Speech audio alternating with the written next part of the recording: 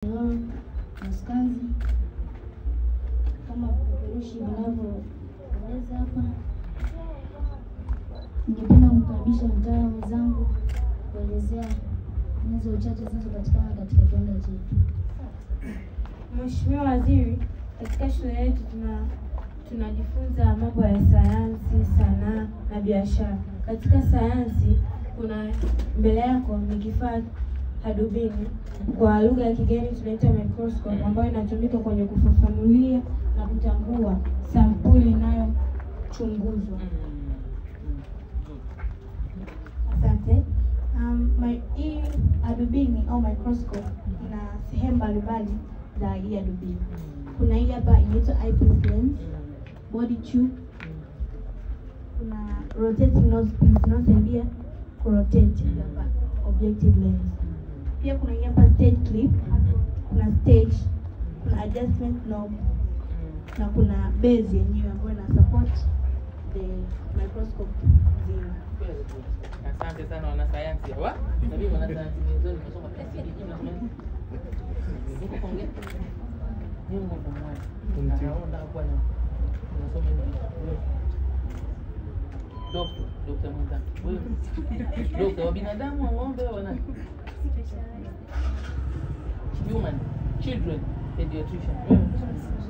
Wana sheria. Sasa kabisa tuweka sheria zote mpaka za hizo medicine wanazosoma wewe. Wewe nani nataka ku dokta? Daktari wote hapa. Daktari wote wewe.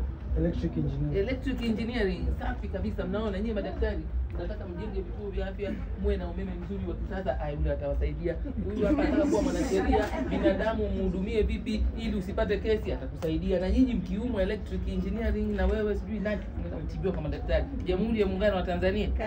Unategemeana. Pongezi sana. Lakini pia Mheshimiwa Waziri, sote tunajua kwamba sayansi na teknolojia huleta maendeleo katika jamii.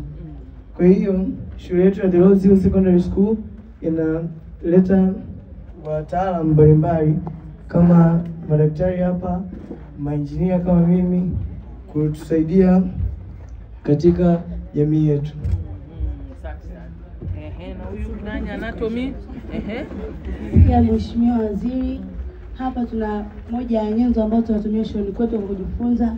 Kwa mfano sisi ambao tuna ndoto ya kuwa madaktari, tunajifunza kiunzi cha mwili wa binadamu. Kwa mfano hizi hapa tunaziita rib cages, ambazo zinatumika kuyalinda maumbo ya ndani, kwa mfano moyo pamoja na mapafu. Safi kabisa. Mheshimiwa Waziri, hivi ni vitu vichache katika vingi tunavyosoma katika shule yetu ya The Rose Hill. Good. Kwa kweli pongezi. Vitu hivi Mheshimiwa Waziri vinaweza vikaleta chachu katika jamii, ambavyo huweza kuongeza maendeleo katika jamii. Kabisa. Niwapongeze sana.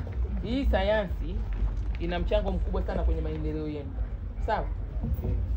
Kwa hiyo naomba mshike sasa. Masomo ya sayansi yanakuwa mengi, yana mambo mengi, yana muda mrefu, lakini mtulie tu. Si ndio mtafanikiwa na mtafika kuhitimu. Na sisi muda unakwenda, tutahitaji huduma za uzeeni. Nyie mnaosoma udaktari, wengine mwa madaktari wa wazee, sisi tutatibiwa na nani? Watoto. Oye!